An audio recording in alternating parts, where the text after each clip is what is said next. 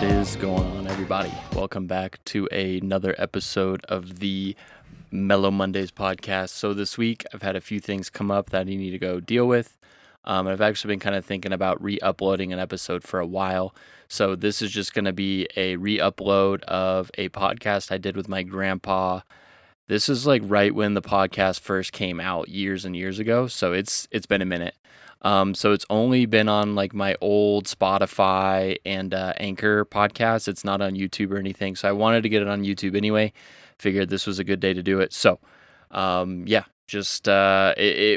have any video or anything. It's just going to be kind of the Mellow Mondays podcast screen. It's a long episode. It's like over an hour and something, but it's cool. It's a special one. It's one that I'm really thankful I had. Got to sit down, have a cool conversation with my grandpa about fishing and just some other various things, life things. So, hope you guys enjoy this episode, and we will catch you next Monday. What is going on, everybody? Welcome to another episode of Mellow Mondays. Today, we are doing a fun one. We are interviewing my grandpa. Do you want to say hello to the fake audience that is not in front of us right now? Hello, everyone. This is an old fat guy saying welcome. Yes. So we... I'm actually really excited for this one today. It's kind of weird interviewing your family. That's what we were just talking about. Like, it's kind of awkward to make it sound, I don't know, natural or whatever. And so I think once we get into it, it'll be good. But we're both kind of like, I don't know, is leery the right word right now? Could be, I guess. I don't know. When you get my age, it's hard to be leery about anything. I was going to say, so how old are you for the audience? I'll be 80 next July. 80 next July. So that is, what year were you born then? 1939. 1939. Who, I should know this answer, but I don't. Who was president in 1939? President Roosevelt. It was Roosevelt. Yes.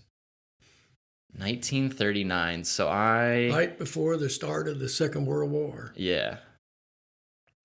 That's crazy. I don't know if I've ever asked what, like, I mean, I knew you were late 70s, but I don't know if I've ever thought 1930s. When was the Depression? The Depression was just ending when I was born. Right. It happened in October of 1929. Okay. And Hoover was president, and then Roosevelt got in, and Roosevelt had started some projects, WPA. Right. And the CCC, and those groups did a lot of good things, and they gave people, a lot of fellas, jobs. Right. But when we got in the Second World War, that took care of the unemployment problem. And yeah, we didn't look back after that for a long time. Right. And I think that's a good segue into kind of the first thing.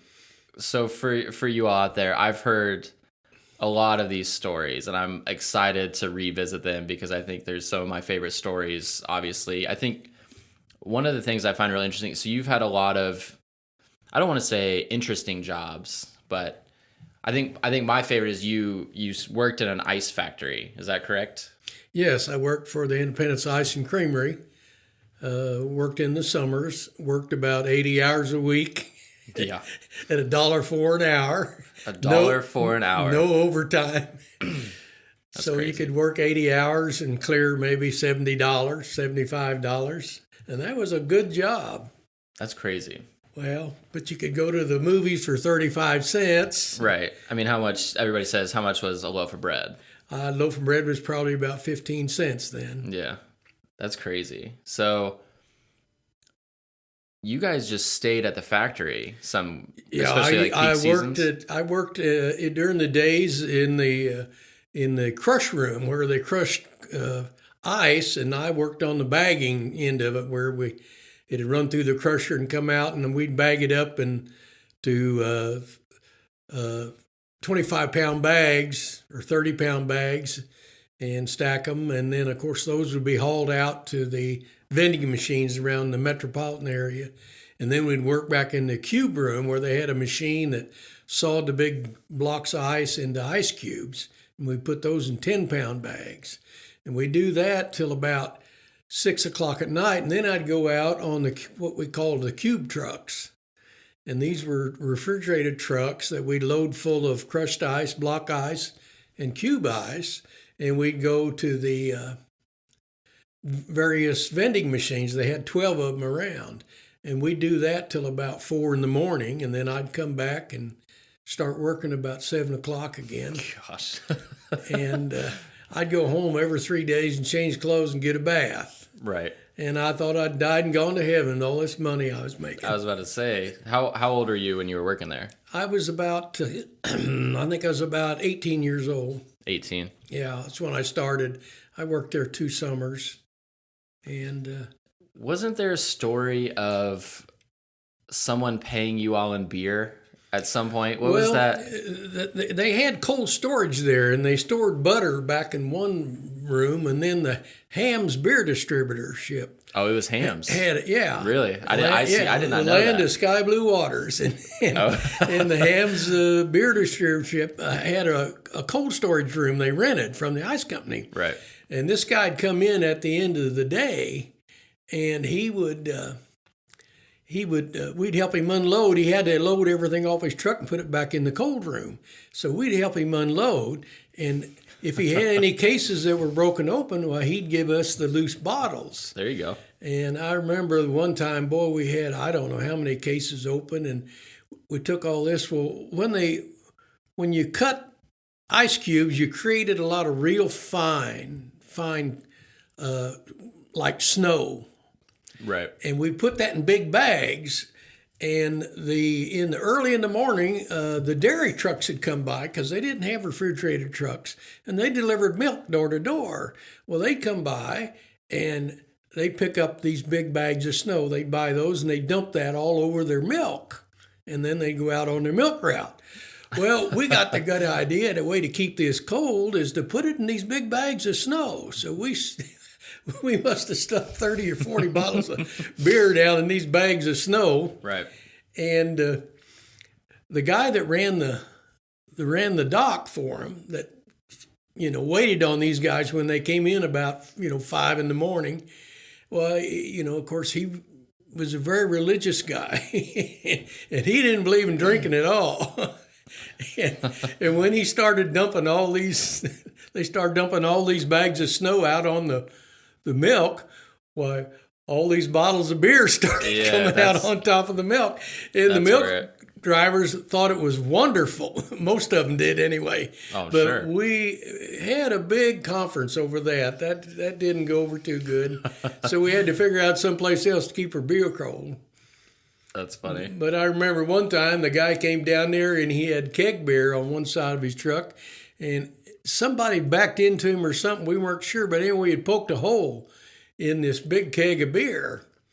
And the boss looked out of the window from the ice company office. He looked out there, and here's all his employees lined up with buckets and jars and everything, and collecting this beer as it's coming out of this keg.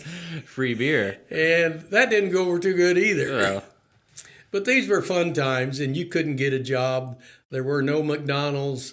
It was hard to get a job and make any money. And I was trying to make money to go to college. And this was a great deal because I could get all these hours. And it worked out good. What was your degree in college again? I have a degree in chemistry. That's right. So you were 18. You and Grandma got married when you were 21? I was 20. You were 20. She was 18. Okay, so I knew it was 2 years. My dad had to sign for me because males, you couldn't get married until you were 21 legally without a signature. But Janet, she was 18, and females only had to be 18, so she didn't have to have her daddy's signature. Really? No. I did not know that. Yeah. So, and when I think about it now, it scares me to death. I can't imagine what... I am 27. I cannot imagine being married now. And being married, one, now, but two, being married at 18. Well, I had 2 years of college left, and she had a job where she was working as a legal secretary for 2 lawyers uptown Independence, and she was making $45 a week. That's crazy. And I was selling shoes part-time at J.C. Penney's on the weekends. Okay. For I think the minimum wage then was $1.20 an hour. But anyway, that's what we lived on. But we ate most of our meals at her folks' house. Right. And we did all our laundry at her folks' house. We had this little 1-bedroom apartment. Yeah. But I don't know. We were just dumb enough. We made it work, I guess. I mean, I think more than made it work. You guys have been married 60 years this August. So is it 60 this August? Oh this my August, gosh. Yeah. You guys can hear the dogs barking. So they have a border collie, and then what is I actually don't know what Daisy is. Havanese. She's a Havanese. So it's Sammy and Daisy. That's their little. They're both super cute. So you have been married for 60 years. It seems like we just celebrated, was it 50? I think it must have been 50 remember when we went downtown to what was that? The Savoy. The Savoy. Because I have that picture of you and Grandma outside. I still remember taking that photo. And that was 10 years ago. So that was 50. This summer, yeah. Man, it's hard to believe that was 10 years ago. Yeah, it is. A lot of life has happened in, I feel like, 10 years. I mean, I guess I wasn't in school. I definitely wasn't doing production. No, gosh, no. I mean, it was, but it was 10 years ago, and it was a wonderful dinner we had, as I remember. Did we do a trip that year for? The year before we went to Mexico. That was Mexico. The Mahan Riviera. Went down to a Bar Star Resort. Yeah. And that was a fun trip. We found somebody who knew how to make a King Alphonse. Yeah, so this is good. I'm glad. I honestly totally forgot about the King Alphonse. So for those of you who don't know our family, we have been super blessed, and mainly from my grandparents. We have taken huge family trips every year for as long as I can remember. I mean, I used to do trips. Me and my sister would go with just my grandparents. And we would do trips every year. And so this particular year, I guess it was the year before, we were celebrating their 50th wedding anniversary. And so we took a trip to Mexico. And do you want to tell the King Alphonse story? I guarantee there's no one in the audience who knows what a King Alphonse is. Well, the Bar Star resorts are an all-inclusive resort. So obviously, if you want to get a drink of anything, you just go up to the bar and tell the man what you want. And I told Austin, I said, I bet I know a drink that they don't know how to make. And he said, what's that? And I said, it's a King Alphonse. So we went up to the bar and talked to this young bartender, and I ordered a King Alphonse. And he disappeared, and he came back, and he said, sir, can you tell me how you make that? Yeah. So I explained to the man how you made it. It's very simple, just a Kahlua vodka and with a little cream floated on top. Right. It's an after-dinner drink. So this went on a few times. We never found anybody in the resort that knew how to make one of these. It's an old-fashioned drink. So we took a trip down to, I think it was called the Lost World or something. Yeah, I believe that's what it was called. It was a real bizarre day. I don't know how to describe it. We went through the jungle on pedal bicycles on cables. I don't know what they called them all. They called it, I think it's called a sky cycle. Cycle, yes. So literally, like, to give some context, we walk into this place.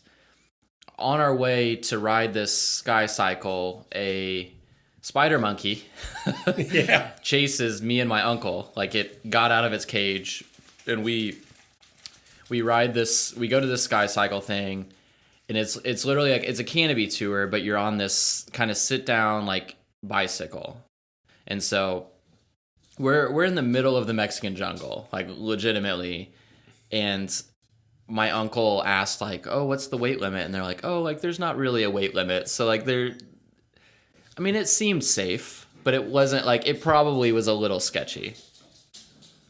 But it's when they told us that, it's fastened ever so many feet. Yeah. It's attached to a tree or a pole or something.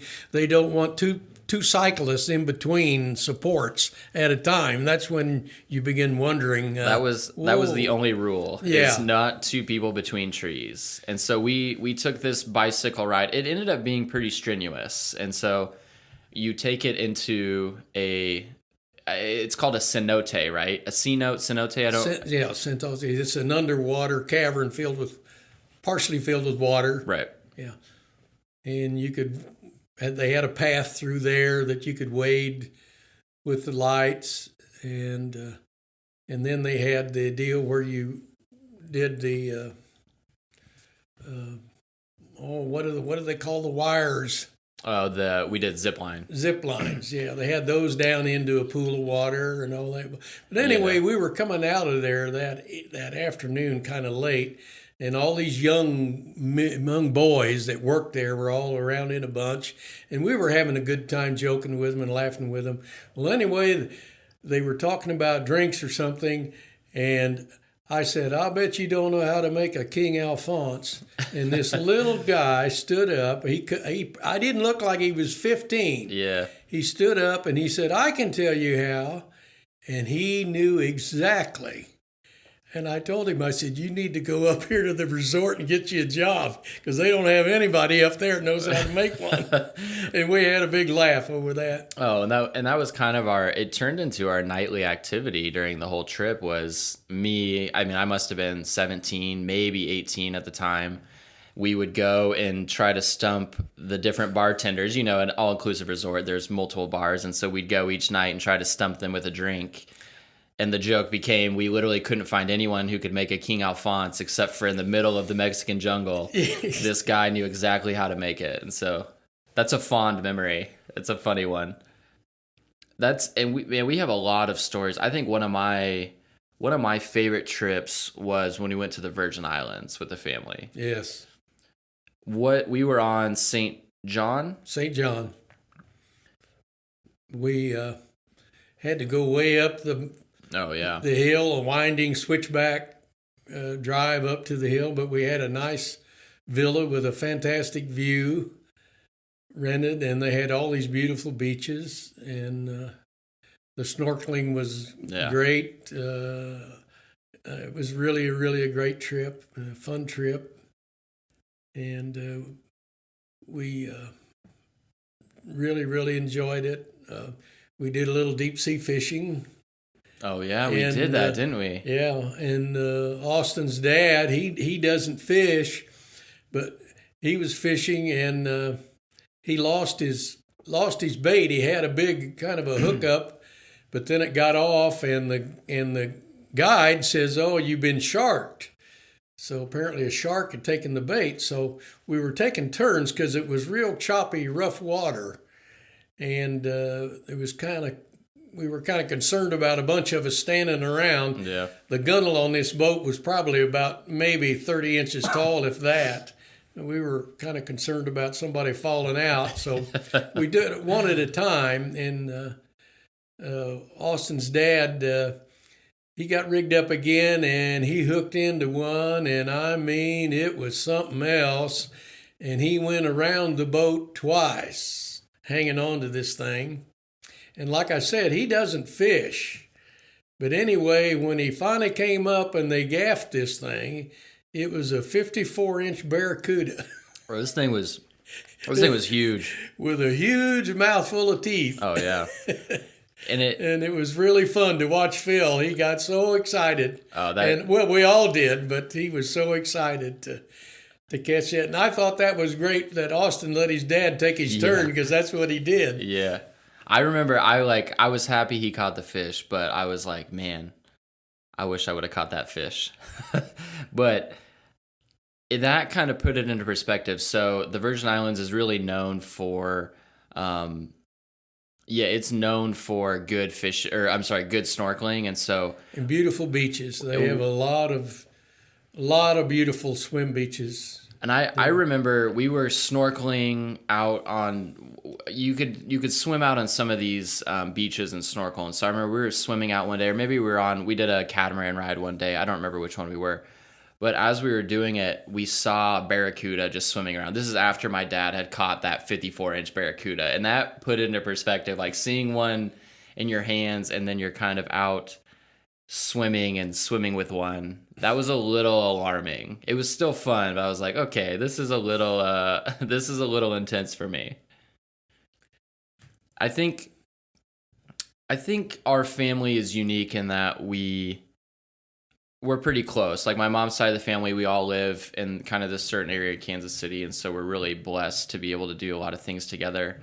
I think that rolls over into we have a family business, I guess. I mean, not I guess. We have a family business that you helped start. Do you want to talk about Reedco at all?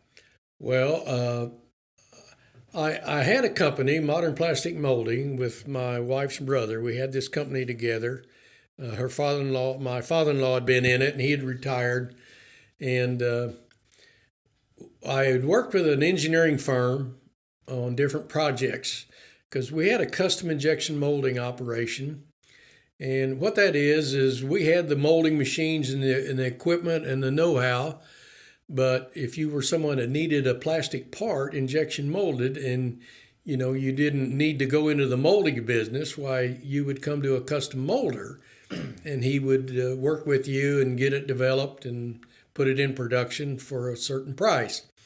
Well, I got a call from this engineering firm that I'd worked with. They said, we got a couple guys here. They want to come down and talk to you. They've got a new product and they wanted to know if you'd be interested in looking at it. And not too many custom molders like to work with individuals because most of them are undercapitalized. Right. And these guys weren't an exception to that. But they had a product that I really liked. It was a lighted, excuse me, it was a lighted fishing bobber. And I fished. I had fished ever since I was a kid. And I thought, man, a night bobby or a night bobber that you could turn on, put on your line and turn on and cast it out at night and see it. I thought, that's fantastic. So we had to change the design a whole bunch because it would have been almost impossible to make economically. And we made some changes and all that. But I got involved in it. And I finally invested in it because they were running out of money. And it's really hard to get a new product, especially a single item, going. And I got in it, and over the years, I started buying people out. They wanted out and this and that. But after 35 years, we're still making that lighted fishing bobber in Independence. We've sold it in Walmart for 34 years. We've sold it in Bass Pro for 30, Cabela's for 30. We've sold it for Dick's Sporting Goods for almost 20. And we now sell it in tons of mom and pop bait shops that are close to water. It's well established, and we've really had a lot of fun with it. Well, and that was my summertime job. I probably started when I was 8th grade. You were 14. 14. So, I worked there every summer from 14. You could do everything but drive the forklift. Yeah.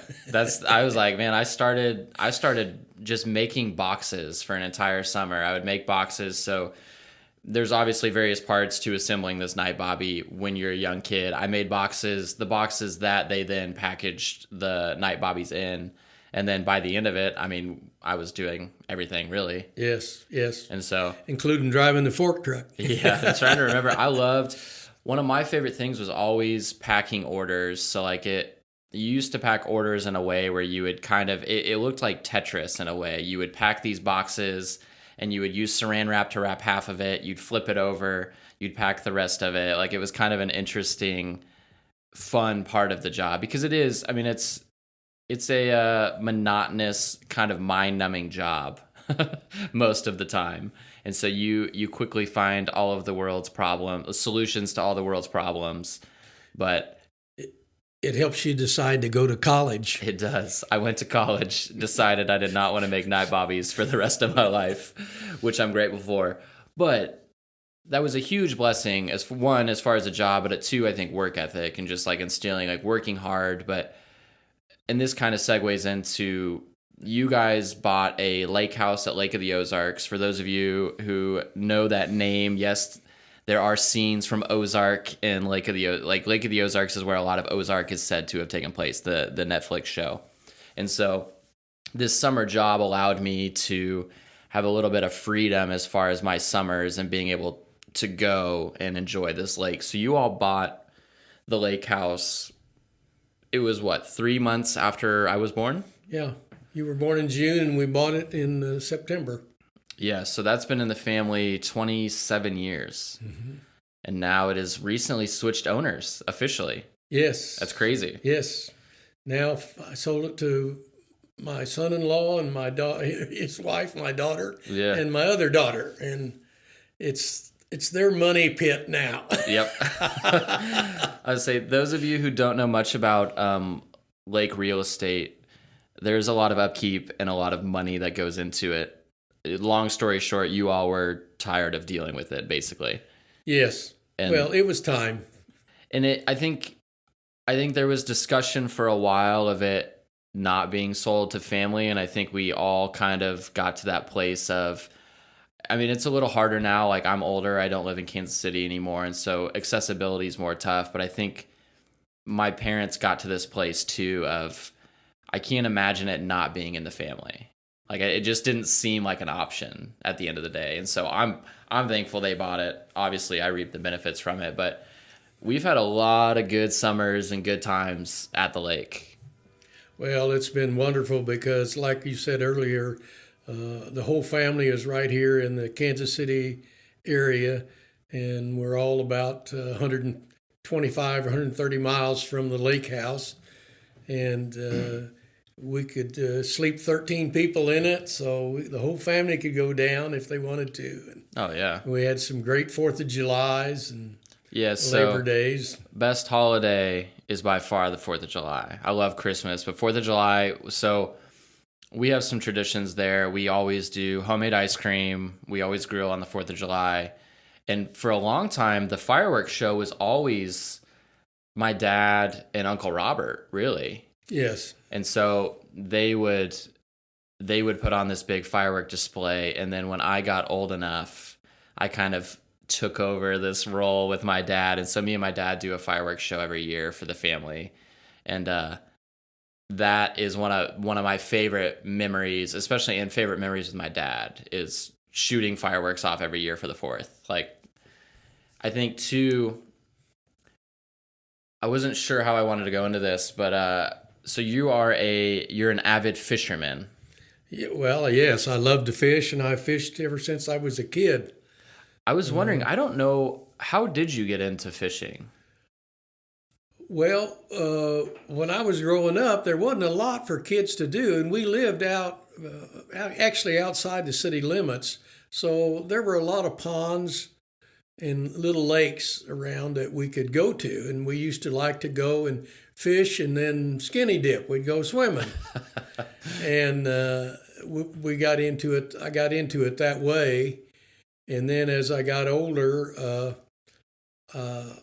I did more sophisticated fishing, but I never really got into a lot of boat fishing, right? Because couldn't afford a boat, for one thing.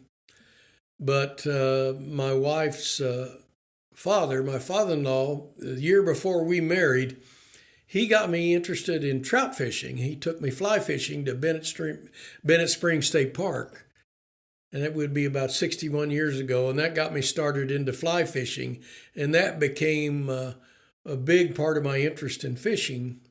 Although there were about 10 years I went every year to northern Minnesota and Canada. We'd go and did a lot of walleye fishing. And then we did a fly-in to a place called Hatchet Lake Lodge. It's in northern Saskatchewan. And I think the nearest road to the place is like 150 miles. I mean, it's really yeah. Isolated. You can only get there by flying in or by boat.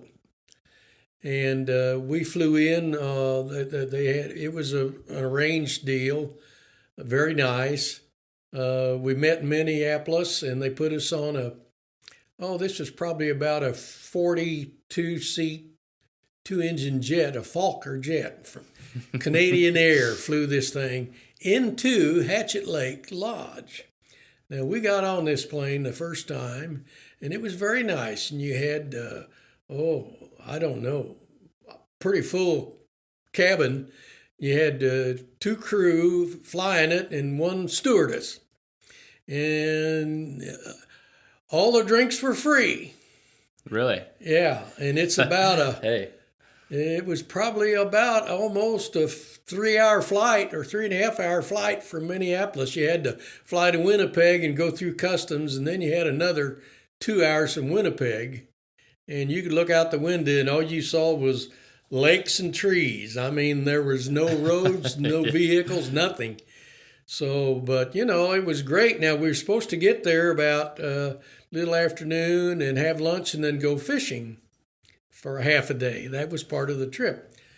So, we were having a fun time, and like I said, the drinks were free, and the camaraderie was good, and the lives were bountiful. Of course they were. So anyway, we got there, and we looked out, and this pilot, he flew around, and here was this gravel, dirt runway, man-made, and there was a windsock, and that was it.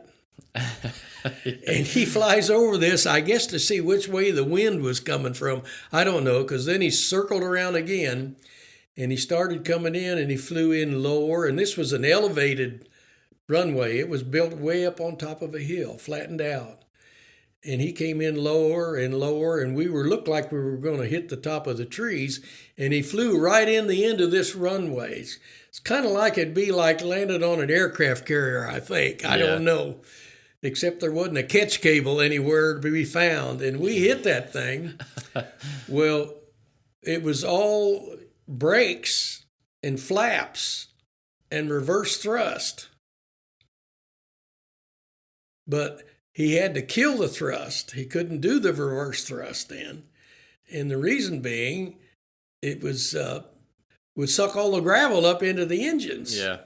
So when we got off of that plane, you could smell something like it was on fire, burning, that like burnt rubber or whatever. And I looked over at the wheels, and you could see the smoke coming off of the brakes on the wheels. Jeez. And we were down at the end of the runway. So I thought, well, I don't know about this. So you made it. Well, the thing of it was, I didn't partake in hardly any drinks. Right. Because I wanted to go fishing.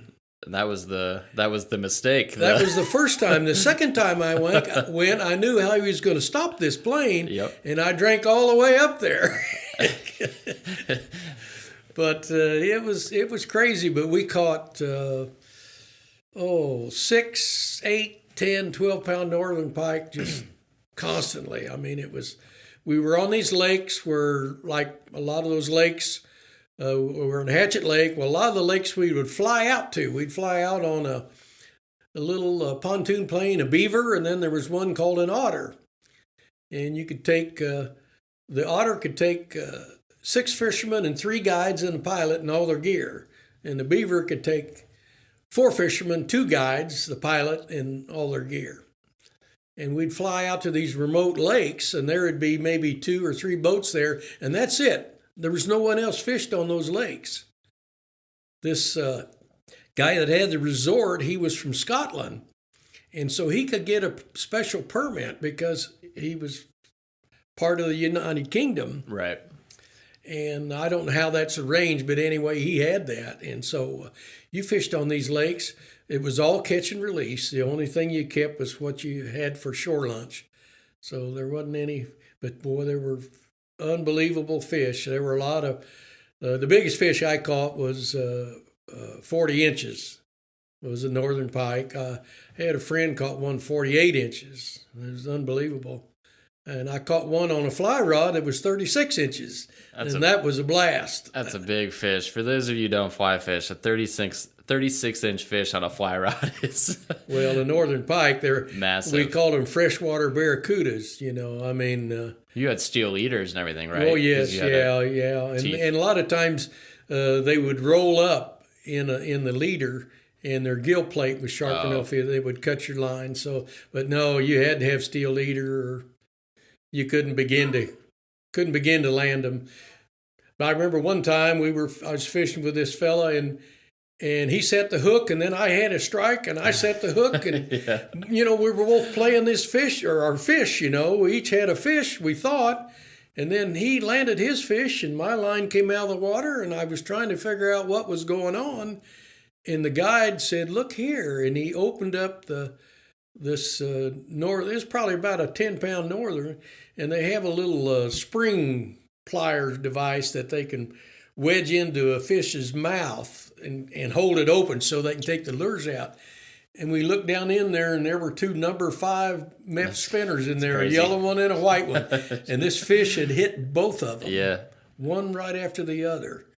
And I said, there's no way I would fish in this or swim in this water. No. Man. So most of that was, I mean, you guys are using spinning rods. How did you get into fly fishing? Well, I fished the local streams in Missouri, and I had a friend of mine that took a trip out to Dutch John, Utah, and they fished the tailwaters below the Flaming Gorge Reservoir. And I went out on a trip, and you fish in drift boats, 2 fishermen to a boat, one front, one back, with the guide manning the oars in the middle, in the center of the boat. And you fish standing up. They have stanchions that you can support yourself and keep your balance. But I felt, that's the only way to fly fish. It's just, and we caught all kinds of German brown and rainbow, and it's beautiful scenery, gin clear water. You could see the fish swimming around, and I thought, boy, I've died and gone to heaven. And that was along about probably 1991. I got started there, and I don't know how many years I've been out there. And then I was able to get Austin interested in fly fishing. And I was going to say, so you built me my first fly rod. Yes, I built it from a Sage blank. Yeah. It's a Sage rod. So that was, what year was that? That would have been... Well, I was a freshman in college, or was I? No, I think you were still in high school. Was I in high school? Yeah, because I'm sure you were. So it would have been probably 2008 or 9. Yeah, well, you would have been about probably 16, maybe 17. So have I really had that rod for 12 years? Yeah, you have. That's crazy. So, yes, so those of you who have not fly fished, who've never built a fly rod, building a fly rod is kind of an in-depth process, correct? Yes, there's a lot of steps to it, and it's like everything in fly fishing. It requires patience. That's the biggest virtue of fly fishing. Patience and the solitude. That's what I enjoy the most. You have the fellowship and all the fun with the guys you're fishing with. But when you're fishing, it's just you and that little dry fly or that strike indicator out there. And you have to stay totally focused if you're going to catch any fish. And there's a lot of techniques on how to make certain casts and all things that you learn over time, but it's very, very enjoyable, and it's a lot of fun when you're catching fish. Of course, anytime you're fishing, if you're catching fish, it's fun. I don't care if it's in a creek bank or in a mud puddle. If you're catching something, it's fun. Well, and so I'm really blessed in that the first trout I ever caught on a fly rod was a rod that you made. And then, so do you remember a lot about the first time we went? So we went to Bennett Springs. Yes. Which is a small trout stream. It's run by the Missouri Conservation Department. And it's been there a long, long time. It's down just west of Lebanon, Missouri. It's probably got about maybe 4 miles of trout fishing. And part of it is for wading, and then part of it is set up for just bait casting from the bank. But Austin, we were going to go, and the night before I showed him how to I got up my fly tying stuff and I showed him how to tie some little 64th ounce marabou jigs. Yeah. And he tied several colors, but he seemed kind of fond of the white ones. And so we got up early in the morning. It was about an hour drive, and the fishing started about 6 o'clock in the morning. It's when they started it, and so we had to leave about 4:30 to drive over. We got in a bad rainstorm, as I remember. I think that was the first trip. Yeah, it was. And we had to pull off the road a little bit, and we thought we were going to miss opening siren, but we didn't. We got there, and you have to buy a tag, and everything, and show your fishing license and all that, and then you can go to the stream, and then when they blow the siren, everybody can start fishing. Yeah. And I took Austin up to this one hole, and I showed him, where the water line was. There was a current coming down the opposite bank some, and then it slacked off to almost still water in front of us. And there was a lot of moss that grew in that slack water. So you had to cast over into that moving water and make a drift. And I explained this all to Austin and everything. And I'm fishing down below him, and I'm making a few casts. I think on his second cast, he caught a trout. I could not believe that. The first time I went trout fishing, I fished 2.5 days before I was able to hook one. Right. And he caught this, and he caught the biggest fish of the day on that second cast. And he caught it on that white marabou jig that he had tied the night before. And he was really hooked in. He was excited, I could tell. And I told my wife, I said, I got a fly fishing buddy from now on, I think. Well, and that was the thing. I think fly fishing it's kind of intimidating at first. Like I fished before, but I had never. There's something in the mechanics of catching a fish on a fly rod that's just unknown. And so we woke up. We woke up at like 3:45 in the morning, which I'm not really a morning person, and so that was like. And then we get into this huge rainstorm. We're both a little leery about whether or not we were even going to be able to fish. I mean, sometimes when it rains that heavy, it washes the stream out. It gets really murky, and the fish they're not going to be that active. And so we were nervous. I think I had a poncho on, like shivering in the stream. And we made that first call. And it was I just remember being so relieved that I caught a fish. Like, you know what I mean? Like, it's just like that. And I think for me, the thing that was so special about it was one, like, I caught a trout, but I caught this fish on a rod that my grandpa tied, or that my grandpa made, and a fly that like he taught me to tie the day before. And so I think that was a cool moment for me, and it really was. I mean, from that moment on, I've been pretty hooked on fishing, and so we have been fortunate to go out west together. Yes. And so we fished the North Platte. We've also done the Green. Yes.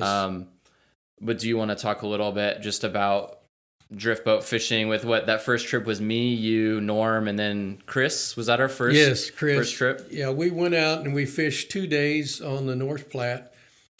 It's the Gray Reef area, and it's mostly rainbow, but it's not uncommon for each guy to catch 20 or 25 trout a day, and they're nice trout. I mean, you catch a lot of trout that are 16 to 20 inches, and those are nice trout on a fly rod. Oh, yeah. And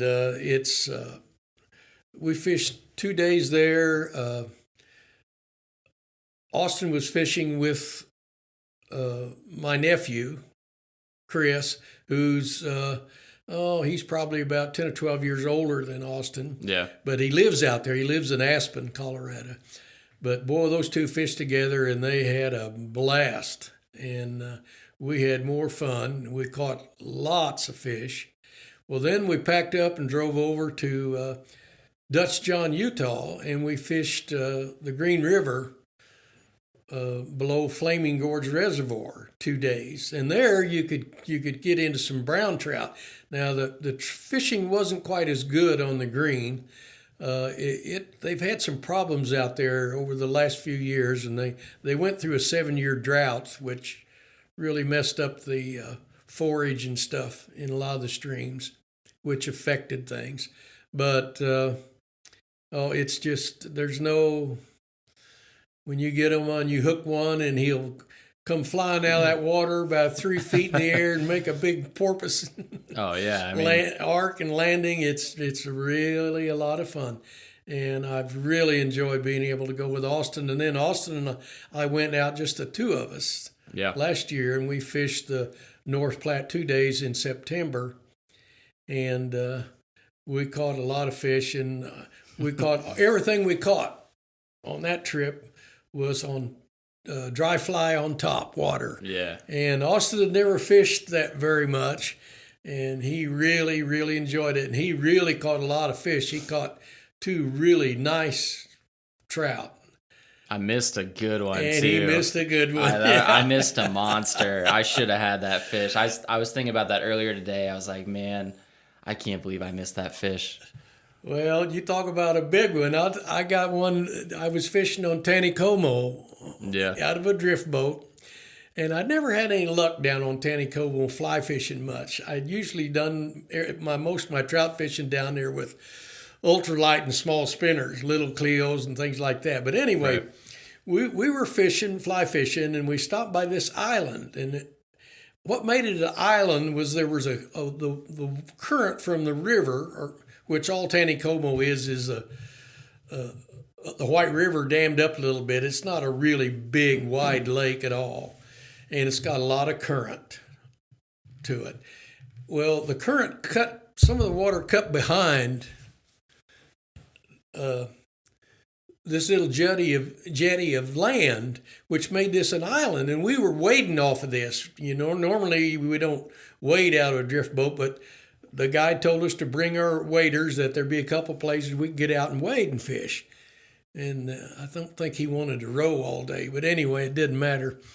So it got really windy. The wind was blowing hard, and fly fishing is really hard when it's windy. I mean, it is tough. So back on the upper part of this island, on the back side, there was this kind of a deep pool, and this current was cutting around the front of it. And there's this great big German brown trout laying in there. He went well over 20 pounds. Jeez. And he's laying there, and he's kind of fanning, he's working his gills and his mouth, and you can tell the guy he's not feeling good, But anyway, everybody wanted to catch him. Well, with the wind blowing the way it was, and we couldn't get anything in there to him, so this guide come up with a big, it was kind of a gray,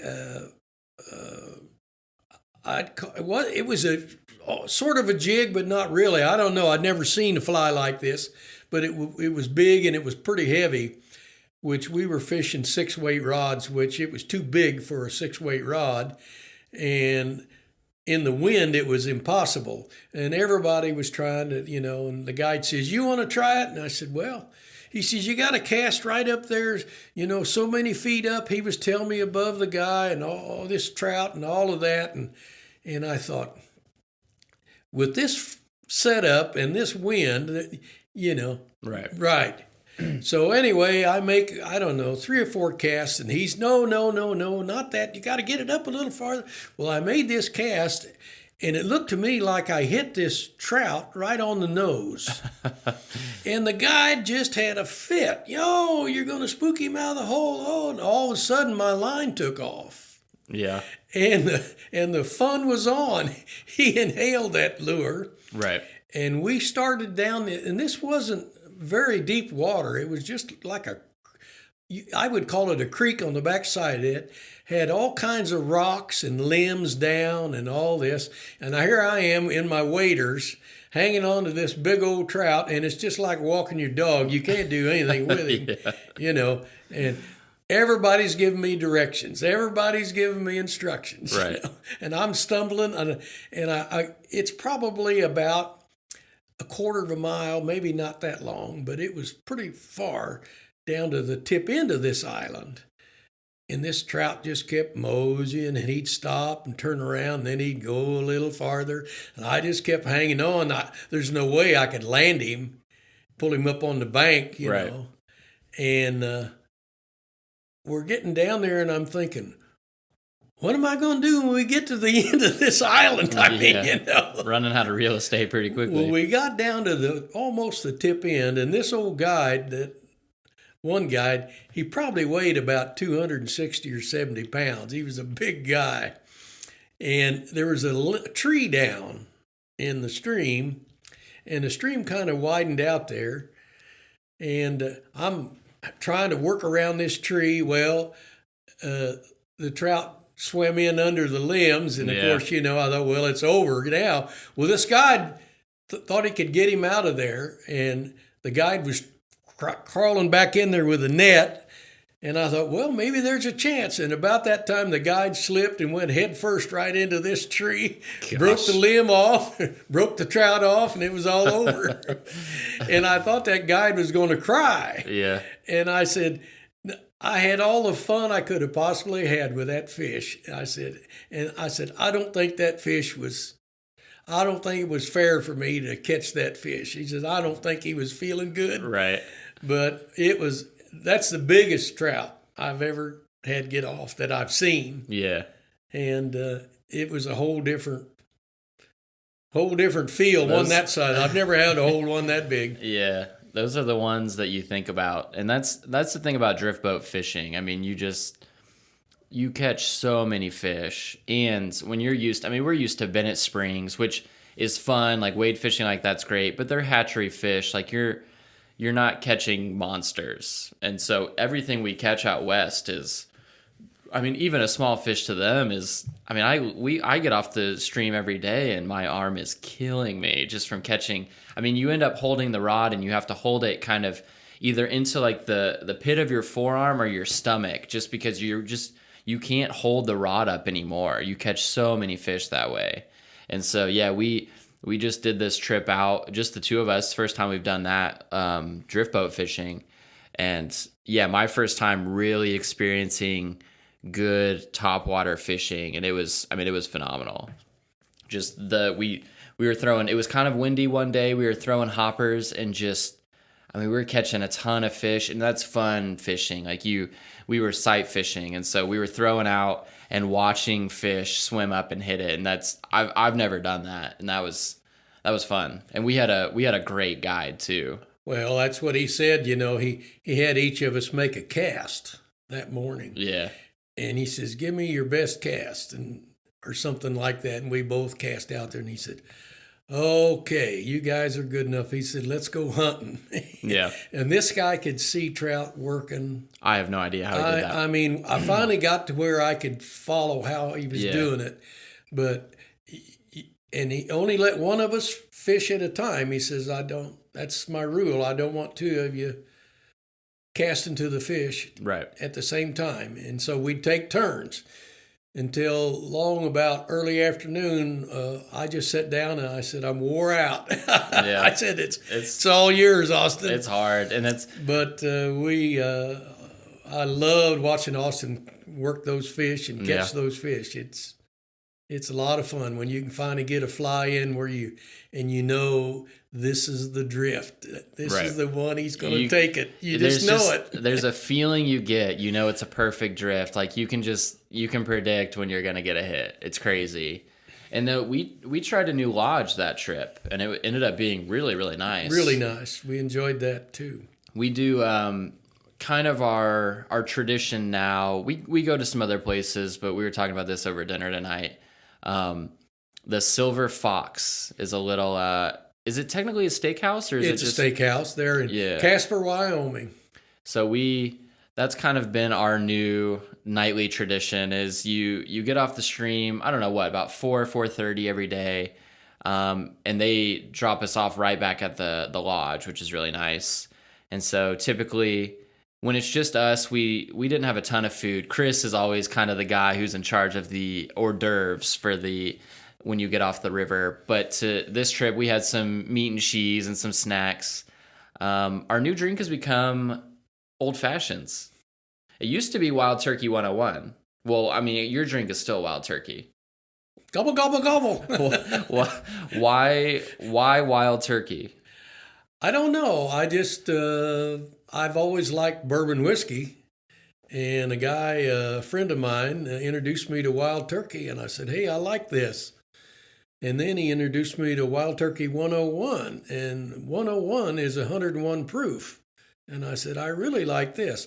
My favorite drink, bourbon drink, is a Manhattan. Yeah. And so that's where a drink like that, the quality of the whiskey makes a huge difference. Yeah. Well, that's the thing. You drink Wild Turkey 101 on the rocks, which is pretty. And I used to do it, and I'll still do it every now and then, but it's a little harsh for me nowadays. But we've started doing old fashions, which I'm not saying I make a good old fashioned. Oh, you do. He does. I think they're good. And so that's kind of our unwind time. You know, you've spent all day on the stream.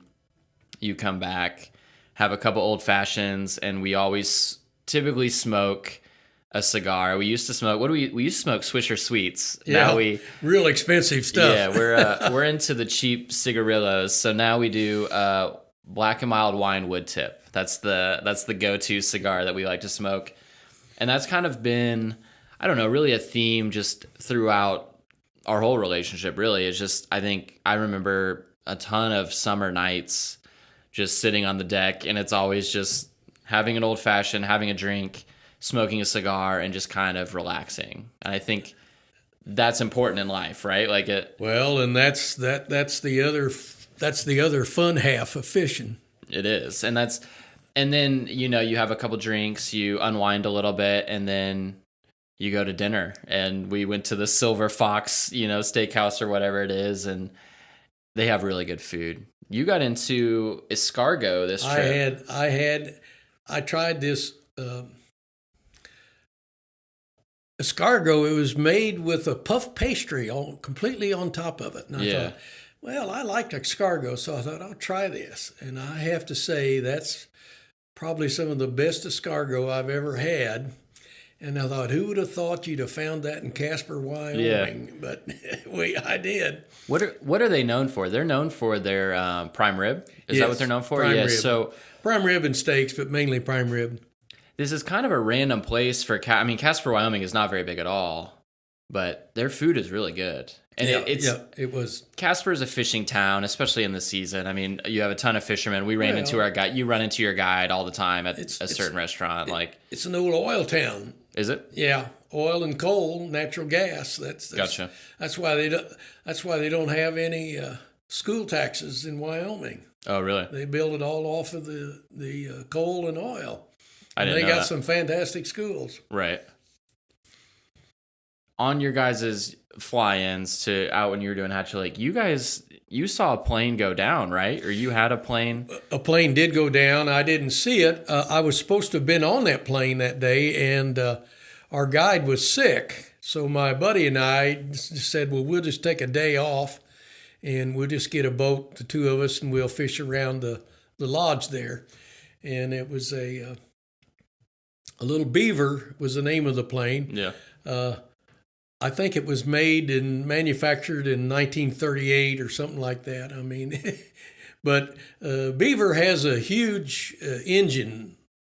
It's a single engine right on the nose, and it's got lots of horsepower.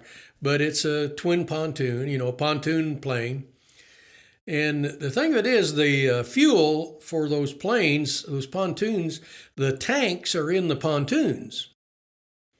And so you have two fuel systems, and you have a fuel tank in one pontoon, fuel tank in the other, two separate carburetor systems, all of that. So if you have any kind of a fuel problem or one side, you can switch to the other. You've always got a backup. Right. Well, I was talking to my buddy, and I told him, I said, I think they've got a problem the way those young men are handling that fuel. That fuel came in 55-gallon drums, and they were pumping it into the planes, into the pontoons.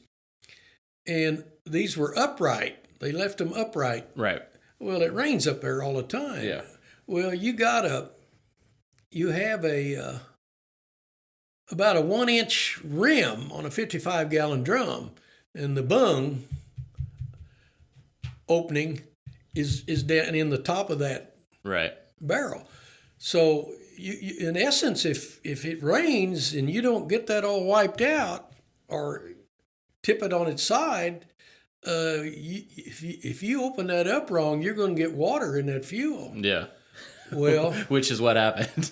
yeah, that's what happened. They went out and the engine went down, and the guy knew it was a fuel problem, and he switched to the other fuel system, and it fired up, and it ran a little ways, and then it went down. It's and crazy. It had fuel hit, and so he brought her in, and it went in nose first. They had to swim probably about, I think it was about a half a mile off from the shore. And from what I understand, of course, that water's very cold.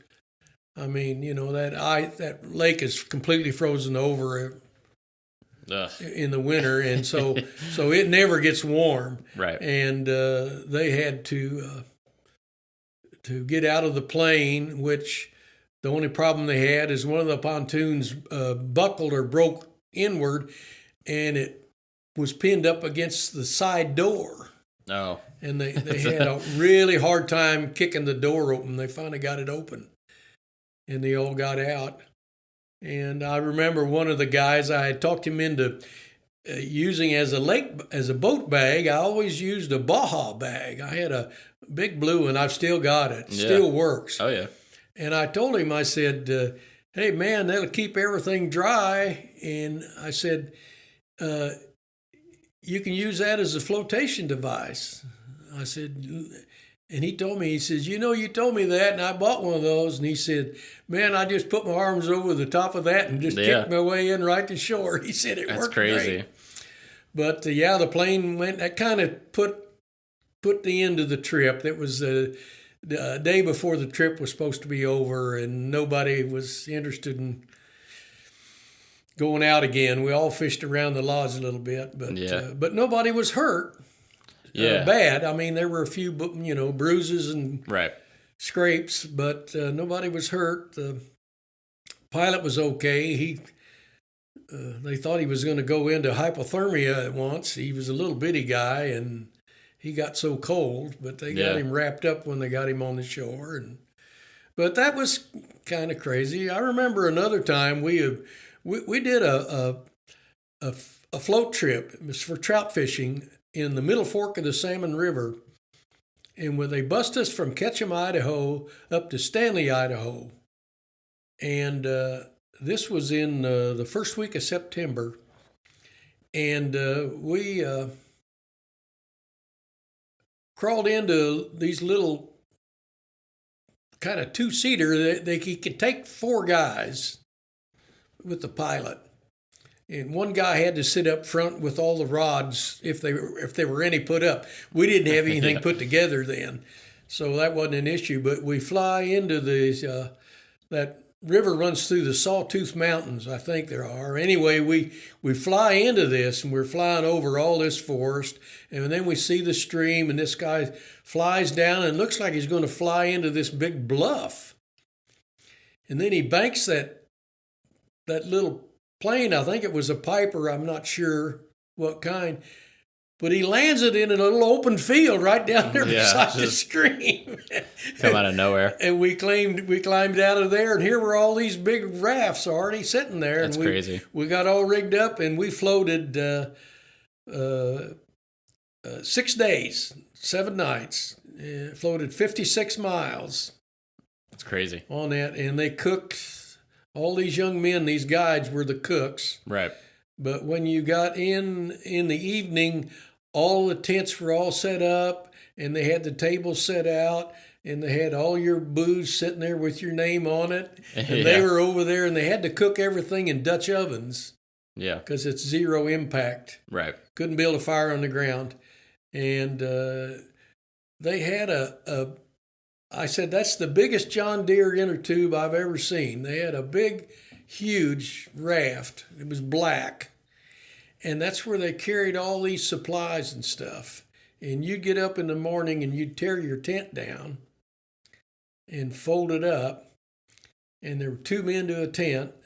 and they would be cooking breakfast, and you'd have breakfast, and you get in the raft. Well, then they'd load up, and you'd take off fishing. Well, they'd load up this big black raft. Yeah. And noon you'd wind up and you'd pull in, and here's this big raft there, and here's a table set up with all these cold cuts and all this stuff for lunch, Every day. And then we'd crawl back in and float down, and the next night, and we had the first night, the guy said, if you go up around here, it's about 1.5 miles or so, but if you follow that trail down there we've dammed up a hot water spring.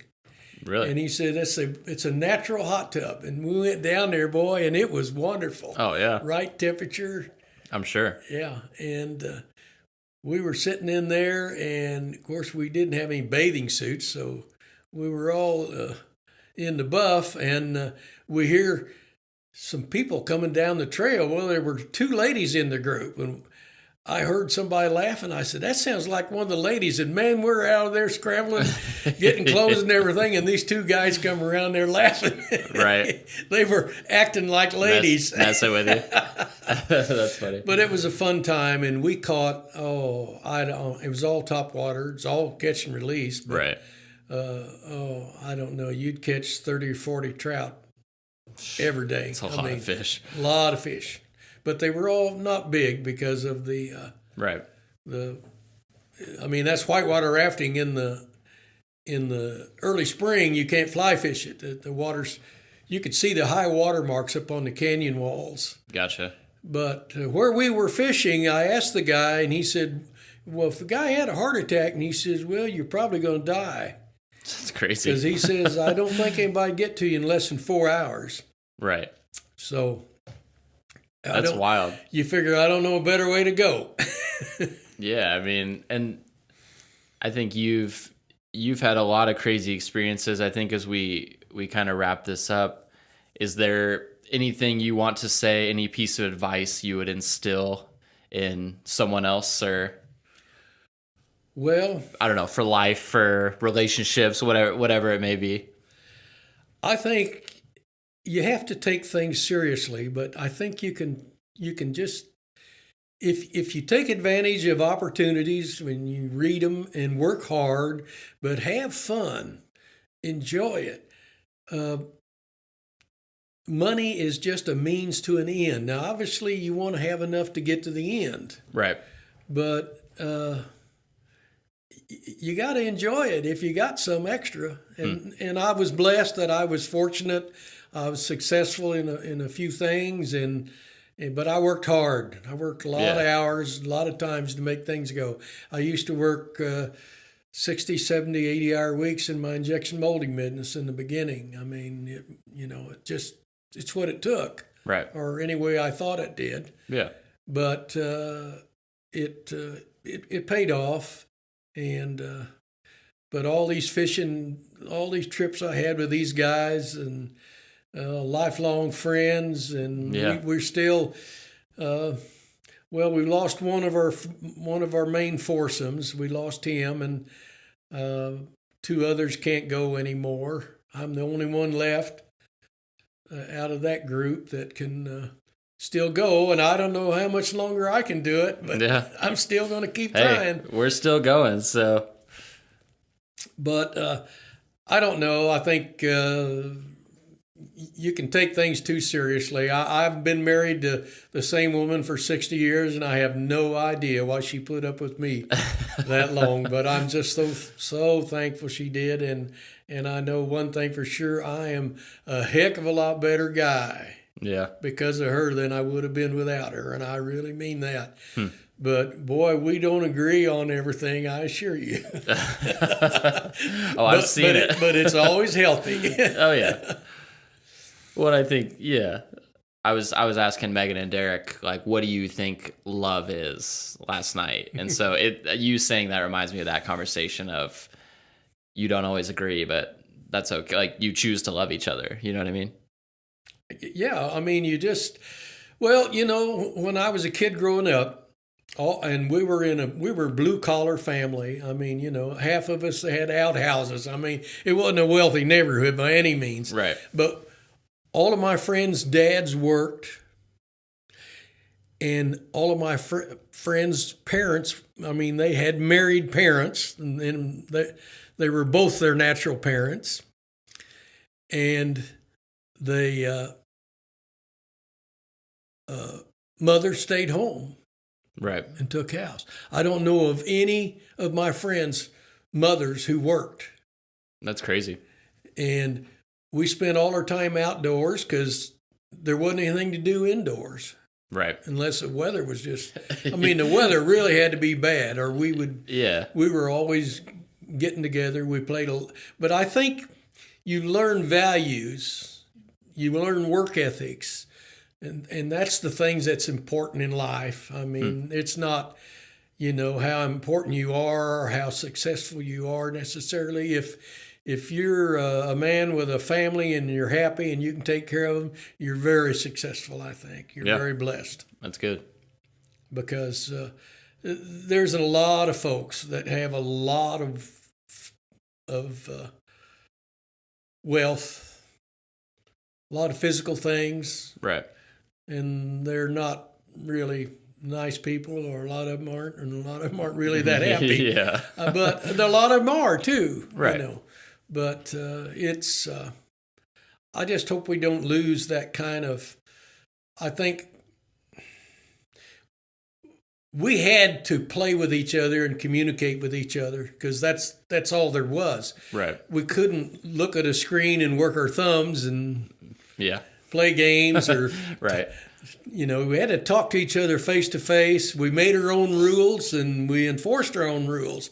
And sometimes that got interesting, but that's the way it was. And you learned a lot from that, right? I think. Sure. And you did a lot of that without any parental interference. Most of our parents didn't have any idea of what we were. I mean, if we got in trouble, they knew. Yeah. But as long as we weren't getting in trouble, we were pretty much doing our own thing during the summer and after school. Right. Loved every bit of it. Yeah. That's good. No, I like that answer a lot. Yeah. Anything else you want to say before we wrap it up? I talked you to death. No, this is I've heard a lot of these stories, but I'm really excited to put this into a recording and be able to listen to it. Yeah, this has been awesome. Thank you for taking time. I know you're a little leery at first, but I think it was great. Well, thank you for inviting me, Austin. Of course. I really enjoyed it. Awesome. Well, thank you guys very much. I hope you enjoyed this episode. Thank you for tuning in to another episode of Mellow Mondays.